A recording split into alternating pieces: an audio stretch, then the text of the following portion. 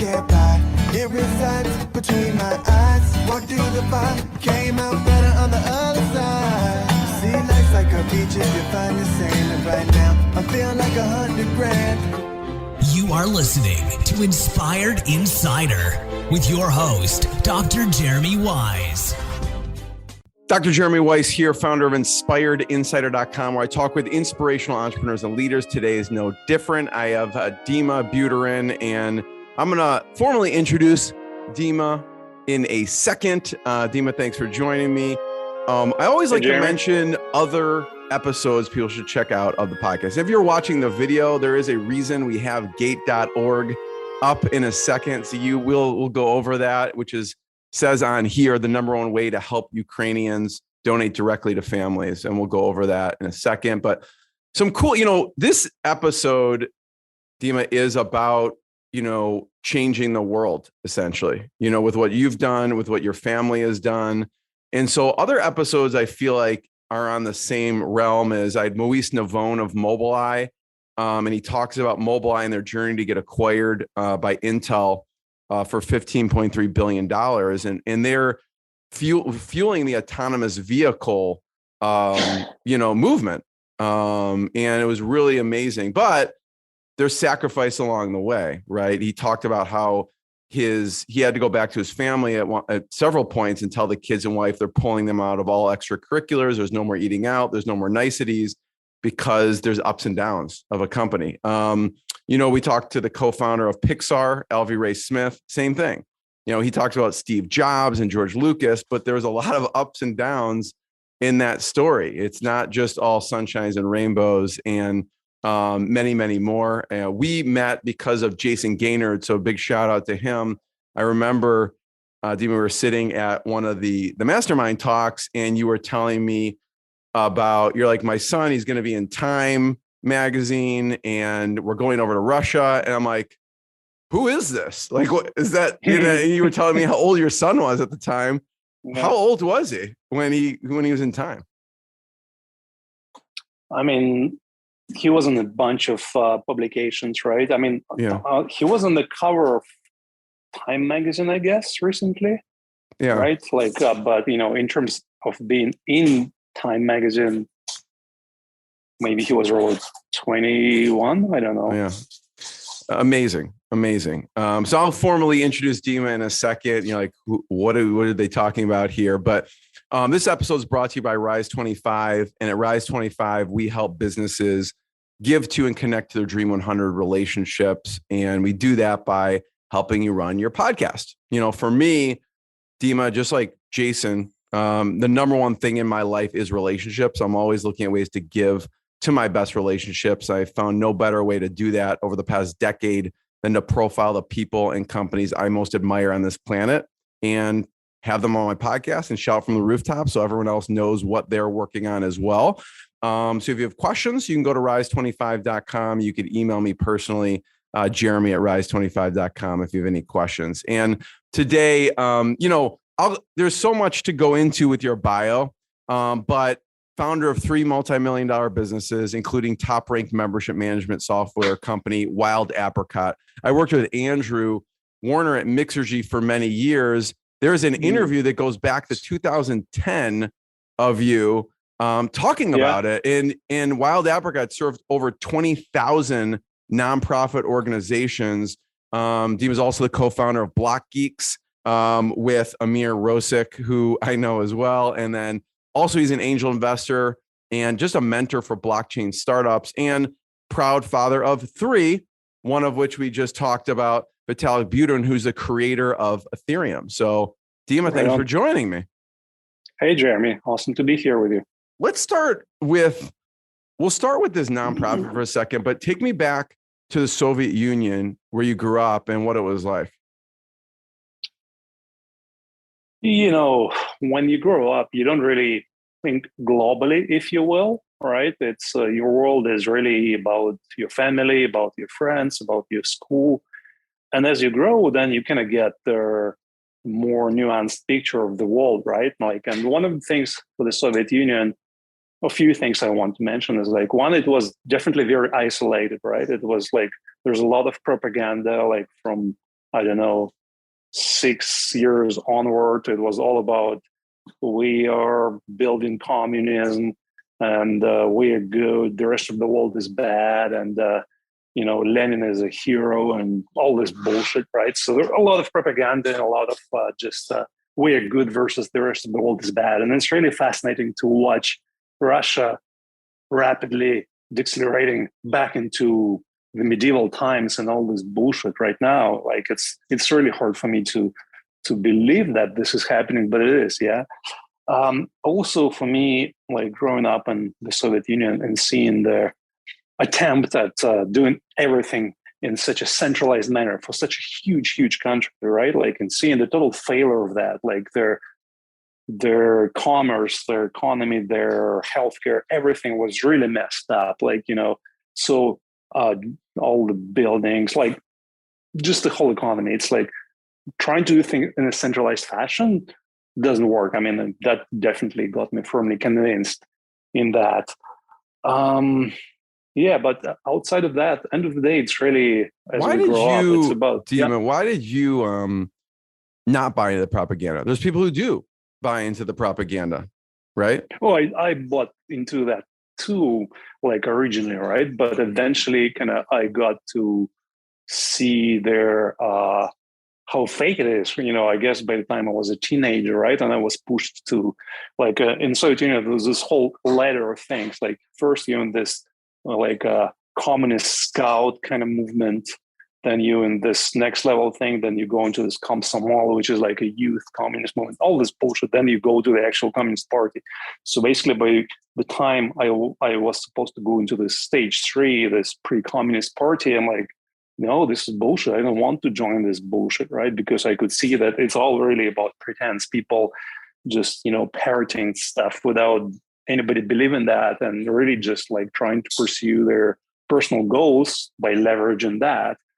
It was a time when Soviet Union was breaking apart, and it was possible then, because before that it was like, okay, you either go there or you kind of lose your prospects in terms of going into good, university, in terms of getting a good job and stuff like that. But, so as the Soviet Union was falling apart, it was also becoming more and more obvious that how fake this whole structure was. What made you move then? Because you moved to Toronto. Yeah, I moved 23 years ago. I mean, bunch of things, some personal circumstances, some curiosity about kind of like living outside of Russia. Also some doubts about where Russia is going to go with Putin, who just came into the power in 1999. And that's when I left Russia. And I was very suspicious of what's going to happen. And like, my God, in my worst dreams, I could not have imagined the nightmare that it would drive Russia to. So, yeah. I mean, it's a huge leap. I mean, not just some people move, let's say we're in the United States, you move to a different city. Moving to a totally different country is a huge decision. What was that transition like to when you moved to Canada?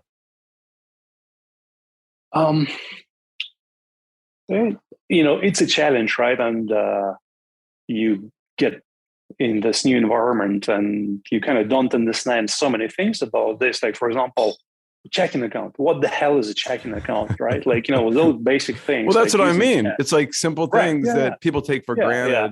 I mean, the good thing was that I already had, my English was pretty good, so that was not a problem. Also, I had some savings and I didn't have to look for a job. And actually, just as I moved, I co-founded a startup with my friends from the US, my ex-colleagues from one of my early jobs. And so it was a .com year. So like I had things to do, right? So kind of like there was a bunch of things that made it easier.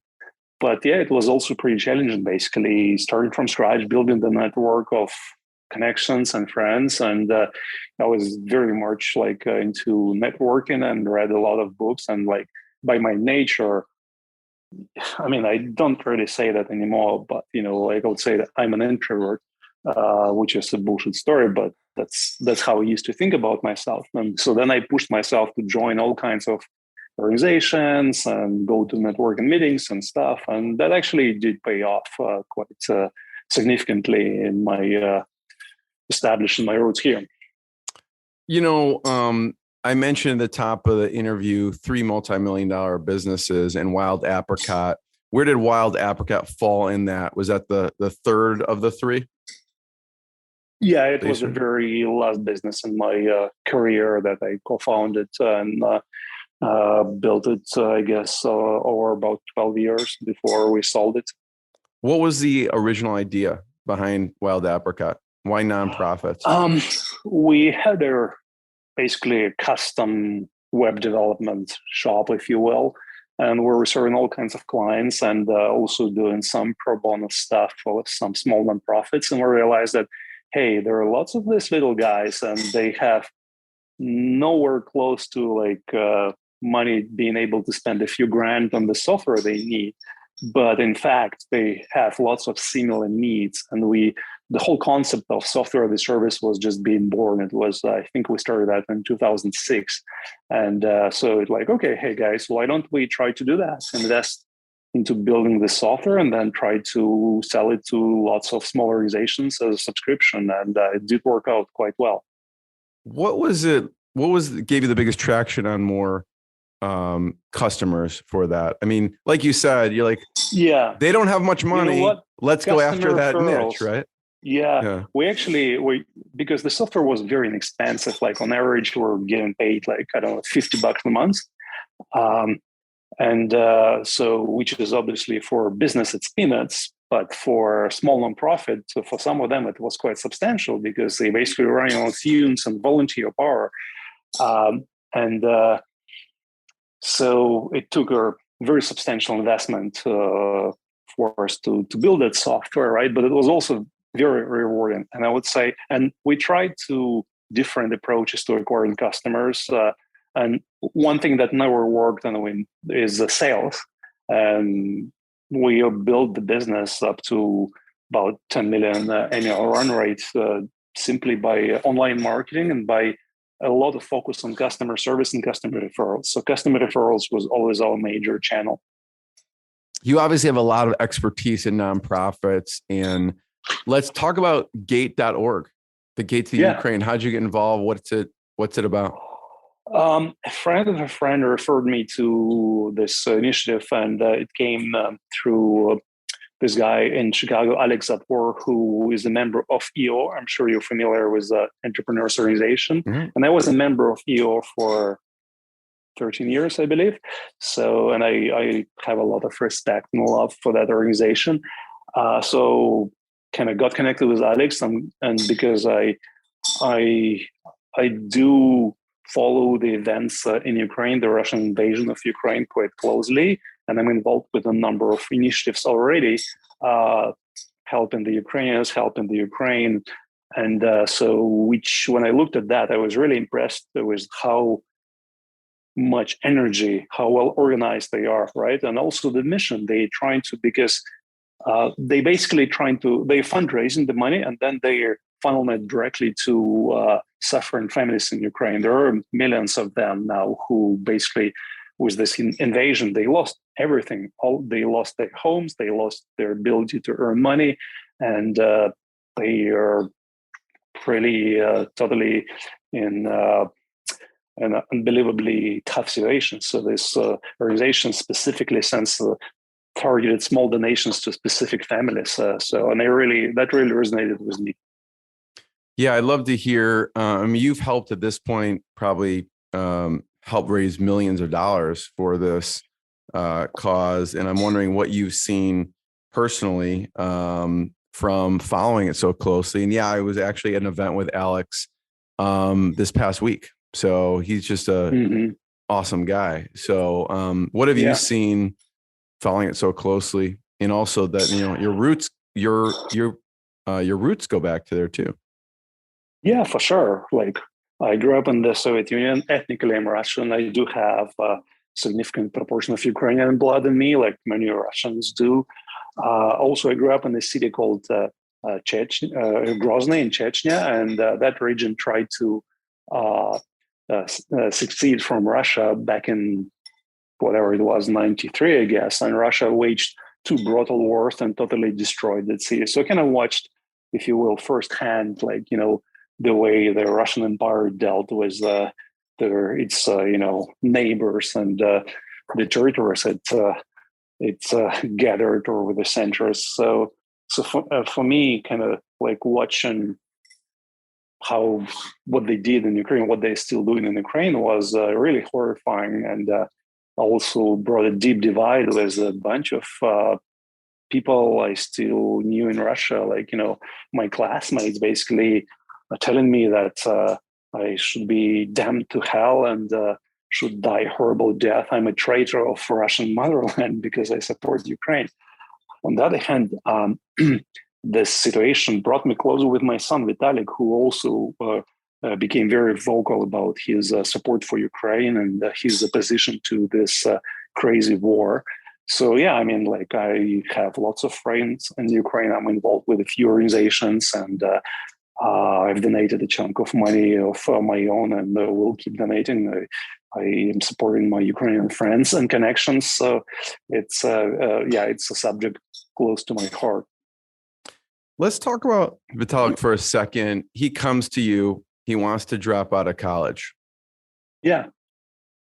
He came home. I mean, I do remember the day, and he brought it up. And it's funny because all three of us, me, my wife at the time, his stepmom, and his mom, where she was also at our house, and he came over and he said that, hey guys, I'm thinking about dropping out of college. And we all had a very similar reaction. We supported him, right? Because for me personally, it was very obvious that, he's obviously a very smart, amazing human being, and he will succeed no matter what. And yeah, I mean, he can finish that wonderful university, get a wonderful job at Google, Apple, whatever, make good money. And him dropping out would probably make his life, if you will, more difficult versus just like, getting the education and then the job. But also I knew that he would learn much more, and hopefully he would become much more resilient human being too. And that's pretty much what happened. So yeah, I mean, we all supported his decision. There was no doubt in any of us. What did he want to do at the time when he said, I want to do something else? He wanted to travel for a bit, and that's what he did. And he also wanted to spend more time on a bunch of crypto projects that he was being involved in. And specifically, their idea of Ethereum was kind of, I guess, was somewhat in its, being born around that time, maybe a little bit later. You introduced him early on to Bitcoin and some of these concepts. What were those early conversations? What was your thoughts at that time? And what were the conversations like? I have a very curious mind. And for me, when I discovered Bitcoin, I'd have to say that I didn't pay much more attention to that than that being a very cool project and kind of a technical curiosity, because it was clear that, oh, wow, that guy or some people behind it, so they really brought together a whole bunch of other concepts to come up with a totally new, different concept of managing money, right, without relying on any kind of centralized institution, right? And on the one hand, I was impressed with the power of thinking through the technologies, the algorithm behind it. But then also, like, if you will, it was my Soviet background and my general distrust toward anything centralized. I felt like, oh, okay, this makes a lot of sense to try to go away from a centralized approach to managing their monetary, instruments, to doing it in this way. And, then we had a whole bunch of conversations. I mean, we had some conversations, but it really piqued Vitalik's interest, and he got more and more involved. And, him being my son, I was definitely, because of that, was paying more and more attention. For a while, for a couple of years, I guess, he was a co-founder and writer of this Bitcoin magazine, editing and writing lots of articles. And I still have lots of those magazines actually lying around here at my place. I read a lot of his articles. I love it. I could see like a signed copy to his dad, signed copy of Bitcoin magazine for you. I love it. What was it at that time, the landscape, because obviously he's writing, is that did that magazine go online at some point, or what happened? It was actually very interesting because they did launch it as a print publication, right? Because for me back then, like, that was a very unusual decision because obviously launching a print publication is very expensive proposition, right? Versus like things seem to go online, and they were kind of going there in the opposite direction. But so I guess that they had their reasons, and it was a glossy, very well produced, high quality print magazine, and it was very interesting, unexpected. Basically, back then, that was, I guess, like 2011, 2012, around that time, 2013, maybe early. It was obvious that Bitcoin is a technology that is succeeding, and now, when after its initial success, then this is what we humans do. We always look at this and like, oh, how can we now leverage that in a different way? How can we improve that? So a lot of their writing and discussions was really about, okay, so this is awesome that Bitcoin is doing this for money. Okay, can we now use it for stocks, for real estate? Can we do this? Can we do that? Like, what if we change this parameter? Can we build a better Bitcoin? Stuff like that. So it was really the era of initial experimentation. I want to hear what you see Ethereum being used for now and in the future, but I want to talk about the Bitcoin magazine for a second. Like, this is what I picture, Dima, is, the PayPal syndicate, like all those people went on, not all of them, but many of them went on to start amazing companies and do amazing things. Was it similar with the Bitcoin syndicate? Who was in that, the Bitcoin magazine syndicate? Who else at that time that he was working around, did they go off and do different things as well? Well, it was not a huge team, and really their main guy behind that who got Vitalik involved was Mihai Alisia, really awesome Romanian guy, and he's working on a really cool project called Akasha, which is basically a blockchain-based social media project, and so yeah, he's quite passionate about that stuff. And I'm not so sure about the rest of the team. It was kind of lots of people coming and going. But you know what? Definitely that early involvement and exposure to crypto and blockchain stuff that gave people the foundation to do so much, right? And then it was up to each individual. Yeah. Some people hear these terms thrown around. They don't really know exactly what it means. Yeah. With Ethereum, what can you go over just a little bit? What is it used for now? What do you see some of the uses in the future? For sure. I mean, one analogy, which is still for technical people, but I think many people will understand. If you think back to early websites, right? Like original websites, they were built using this technology called HTML, which is called hypertext markup language, which is basically a way to structure your document. So think about this as a page layout, or a language to create page layouts. And that's what early websites were. They were just pages, and you would use that language if you want programming language, HTML markup language, to create the structure of the page. And then you would have a sequence of pages. When you click here, the new page opens, whatever. So it was a wonderful start to the web. And it was also very limited because it was really just a sequence of static linked pages. That's what it's about. But early on, then, with a lot of experimentation, what happened is that after a lot of experiments with like Flash and Silverlight and all kinds of other stuff and Adobe Macromedia, but what became the most common way to build websites is using JavaScript, which is a programming language where you can do any kind of programming stuff. So now, when you open, Facebook.com, this looks just like an app on your computer, on your phone, even though it's a website, because it's so dynamic. You click here and stuff comes up, it reacts to you. It's not just a sequence of static pages. So this is like the analogy, like Bitcoin was a wonderful technology for managing monetary records. Joe has 100 Bitcoins now. Joe sends 1 Bitcoin to Mary and stuff like that. This is basically the concept of Bitcoin, and that record is stored in this distributed ledger all over the world.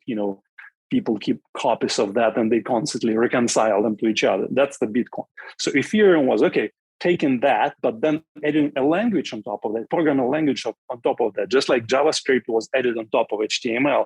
So now each record, when the transfer happens, then there is some logic, there are some conditions. You can check this, you can execute that. It becomes something rich. It becomes something much more alive, something much more dynamic. So really, from static websites to the modern websites, and that's really what we have as the transition from what Bitcoin was, just records of monetary transfers, to this very rich idea of, and they call them smart contracts, but basically it's just any kind of transactions which manage your monetary objects, but then they have all kinds of very rich logic to doing that. So, and back to your question, like, what is it used for? It's used for so much stuff now, from gaming to art, those NFTs. Many people have heard those terms, to, I don't know, insurance and reputation systems, and actually some really cool projects that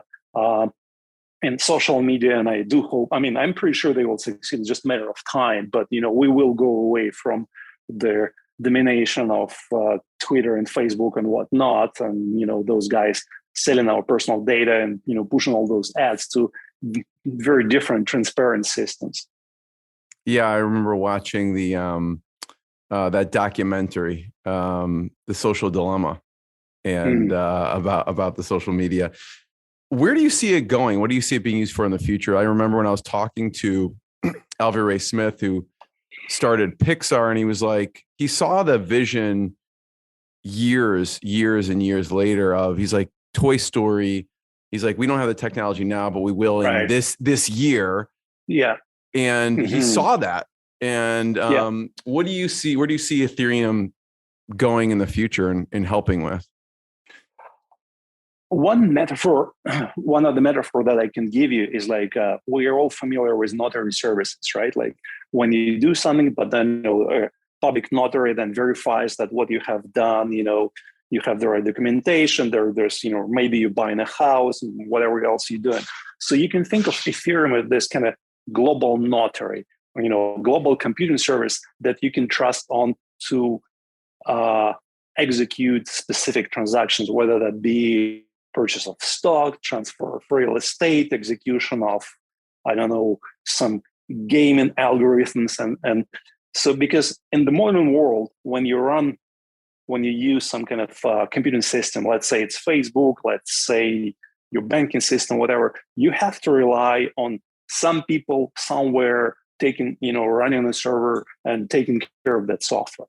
And that model is actually not that trustworthy, because, the decades of using that model, we have realized, like, people they can be corrupted, the systems, they can have all kinds of bugs, and there are all kinds of problems with that, right? So your data is, you're using it's manual and it's archaic, in a sense. Totally, right? So Ethereum is a replacement for that. So basically, it's this, instead of you trusting that some people somewhere run those computers in the proper manner, instead, it's a very complex technology that ensures that all of those lines of programming code that you use for whatever important operations, that I mentioned some of them, right? That they are executed in a transparent manner. You can verify that they have been executed, that they have run exactly the way they should, that the transaction has been completed, that the ownership has been transferred, and so on and so on. So really, it's a different way to interact with computing system when you have full transparency. Instead of you interacting with Facebook, for example, and having no clue, like, what are they doing with your data?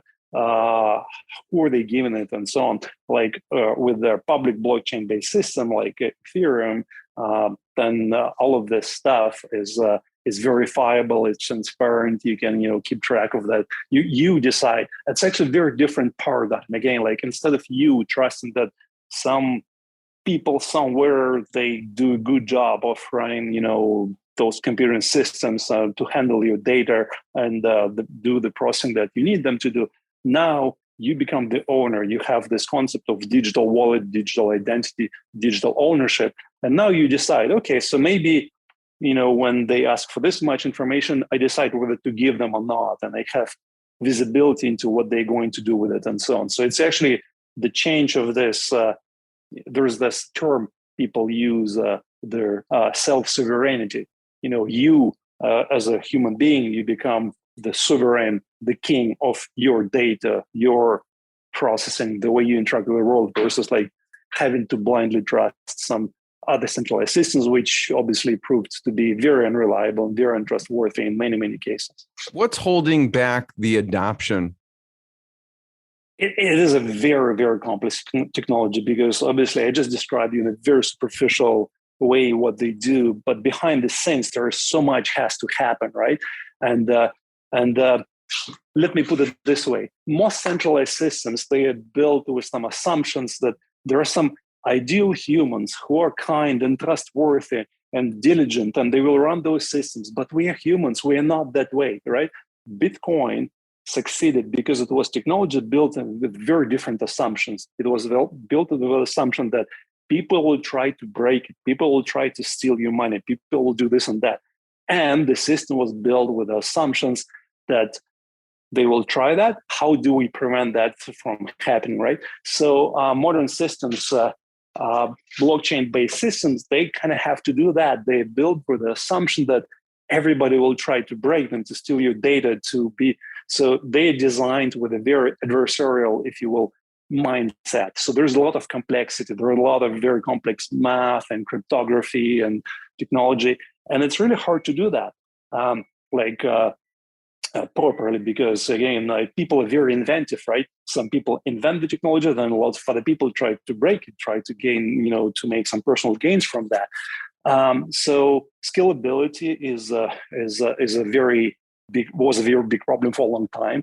And I would say that actually in this year, 2022, we are finally solving the scalability issues, specifically on Ethereum, but there are some other awesome solutions that are being built. So before this, it was really a system that you could use it for some small project, but as soon as you get anywhere close to scale, then it becomes too expensive, too slow, and so on. And this is rapidly changing. So I think we're actually getting to the era of mass adoption of this blockchain-based systems now.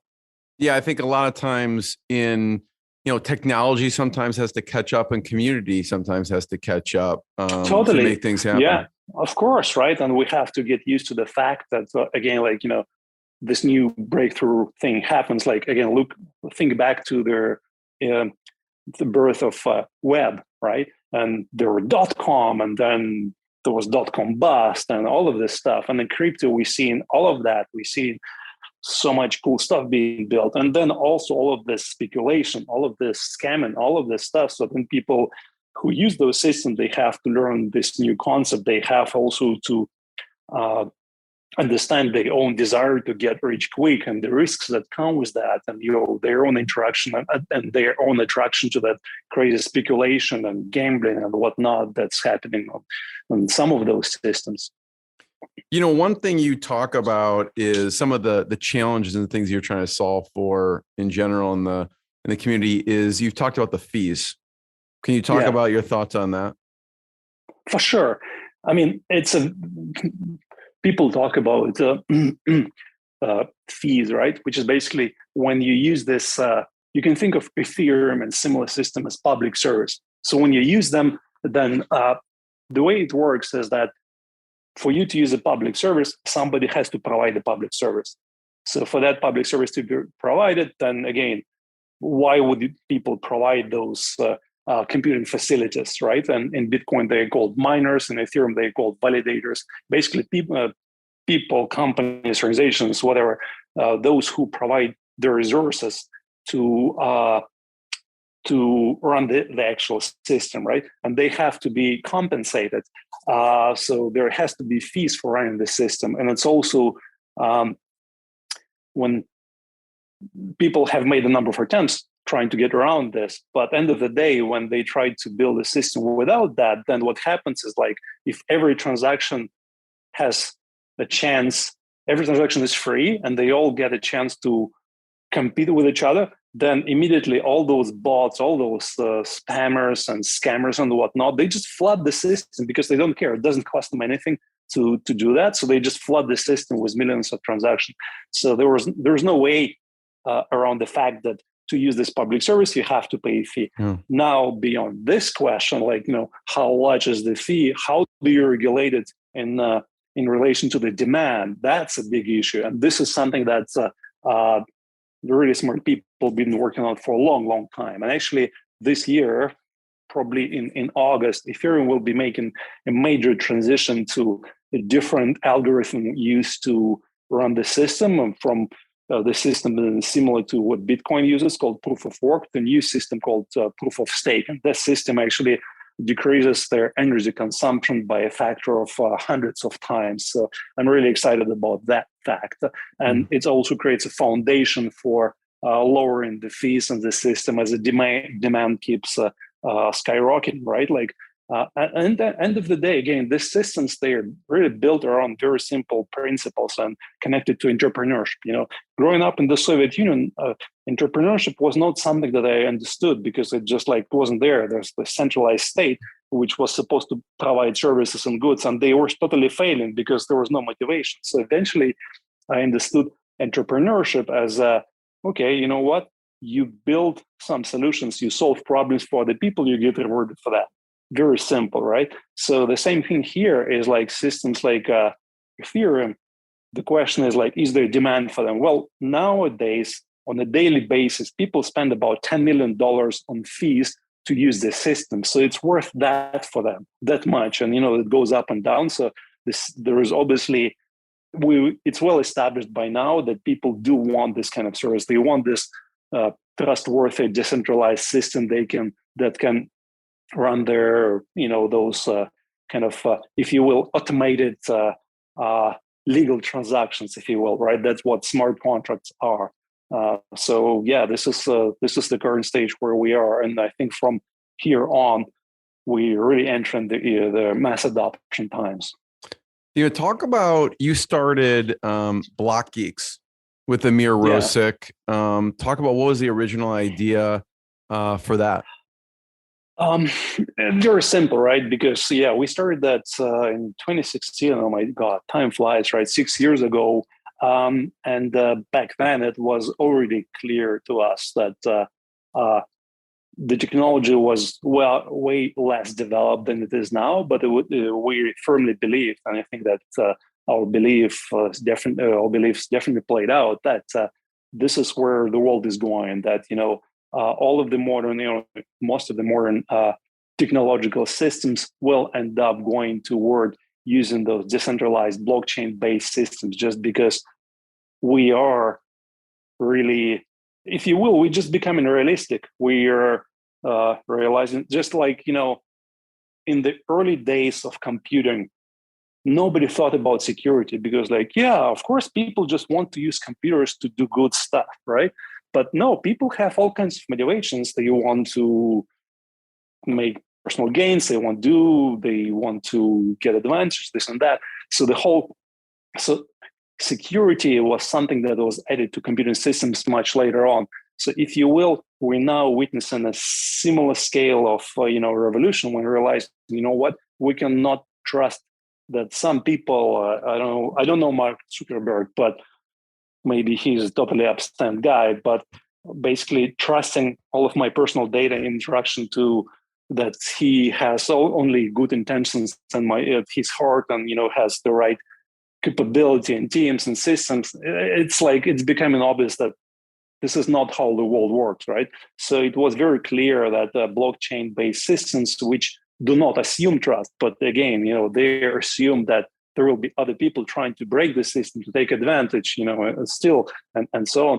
So let's design the systems for that. Let's design the systems for the real world. So it was clear to us that that's where we're going. We started this education company and had some ups and downs in terms of who we serve and who's on work, whatnot. But the overall direction, the overall concept is definitely played out. Yeah, talk about the evolution for a second. So originally you wanted to educate people on, blockchain and the different things. There's, free courses here and guides. Yeah. But you evolved. The original thinking was really about educating more developers, because back then it was still a very limited, very small community of people building those kind of systems. So the focus was on the technical information. That's what we did for their first few years of the business. But eventually we realized that like neither Amir nor myself are developers.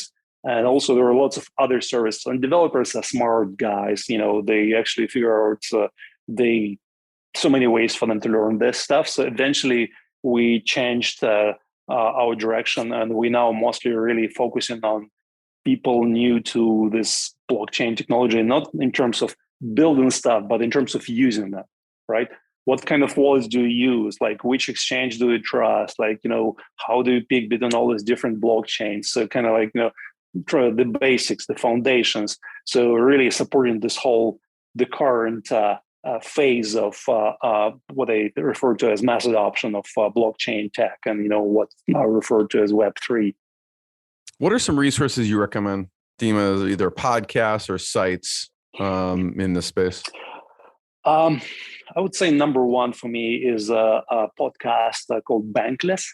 Those guys do an awesome job. They have newsletter, they have a podcast, and they provide everything from giving you a big picture, why we're doing this, what is good about this, to actual very detailed specific recommendations, like investigating different technologies and cryptocurrencies and systems and so on. So yeah, Bankless would be my, I think the website is banklesshq.com, if I'm not mistaken. Any conferences that you've been going to in the space?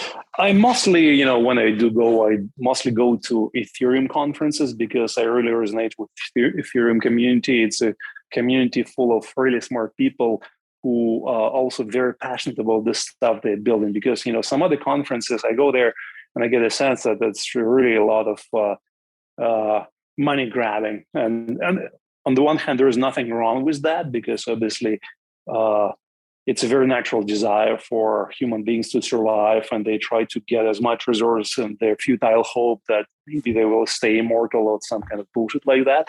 But yeah, very, very often that actually gets way overextended into just like everything for me, just for me, right? But that is not the vibe that I get from the Ethereum community. And again, there are all kinds of people there for sure, right? But in general, these are people who are very passionate and, if you will, idealistic, and all extremely technically smart people who are building this infrastructure for the world to use. This is the driver for people. So yeah, Ethereum then has a number of conferences. They have this local conferences. They have a global conference happening once a year in different localities, because also it's a very international community. Like, for example, Bitcoin used to be very US-centric, probably still is to a large degree, and Ethereum is much more international. There are all kinds of things happening. So if you just look for things like Ethereum conferences, so there is a wonderful organization called ETH Global. That's a wonderful source where you can find information about the upcoming conferences. Yeah, and people could check out. You have a bunch of updated links and resources too. If you if you're watching the video, buterin.com. You have a bunch of resources here as well. There's a bunch of my recent interviews and stuff like that. And then there is just some background information about me and some of my life philosophy and stuff like that. Dima, I go to your LinkedIn page and I see this image. If you're watching the video, so talk about this image, and if you're listening to the audio, you'll just have to go to the video to see what I'm looking at. But I'll describe it's kind of like a greenish alien looking character. Tell me about this. Yes. I'll give you a couple of perspectives on this. One is for a long time, again, like we've tried to build businesses with a concept of this is business, this is personal. Let's try to separate them, right? I don't buy this bullshit. Like, human is human. What's happening with you in your family, in your life will affect your work. What's happening at your work will affect your personal life. So for me, they're just like aspects of the same indivisible human. So I really, that's the way I've been building businesses. And that's the way I always look to connect with people and support them and building businesses, is like, let's support the whole human, including having fun, right? So LinkedIn is supposedly for businessy stuff, and people there, they have to look confident and important in the business suits and whatnot. Okay, look at this green dude, and he's got a marijuana leaf somewhere in him and Ethereum and whatnot. So this is really a reflection of my personal philosophy that life is a whole thing, and it's important to have fun, whatever business you're doing. And actually, I would say that most businesses that do pretend to be so wonderful and formal and so professional, they are full of bullshit and scam and greed and fakiness, right? And so that's one perspective. Another perspective, this is originally an NFT, a non-fungible topic, non-fungible token, which is, if you will, in a simplified way, digital art, right?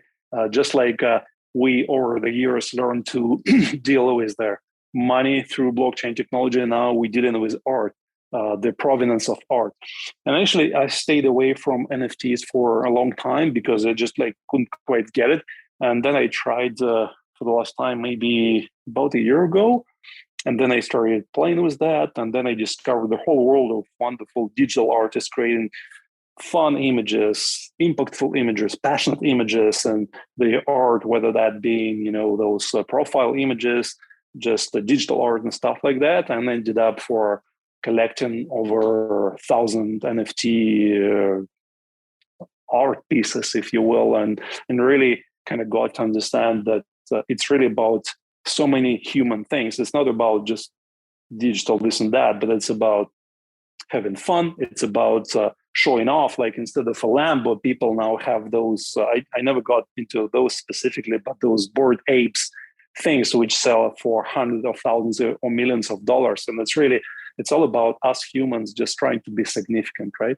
So there's that. It's also about connection, right? People become parts of those tribes. So I'm a tribe of, this Bored Ape. So no, I'm with penguins and this and that. So kind of like right. Playing with that, investigating all of that space was really amazing. And most recently with the war in Ukraine, there was quite a lot of fundraising being done through digital art, and some really cool project based on NFT, which fundraised millions, tens of millions of dollars actually through NFT technology. So that was really amazing to see.